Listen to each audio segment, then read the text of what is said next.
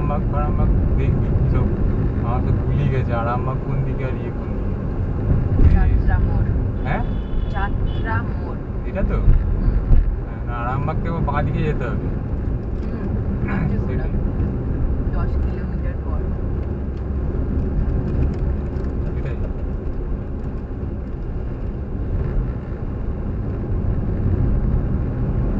ওটা খেয়াল রাখবি বাঁ দিকে যেতে যাও ছোট করে থাকলে না দেখতে সুবিধা হয় বড় করে থাকলে অসুবিধা হয় শুধু একটা জায়গায় দেখছিস বড় ঘুরে ঘাড়ে গেলে আর বুঝতে পারা যায় না।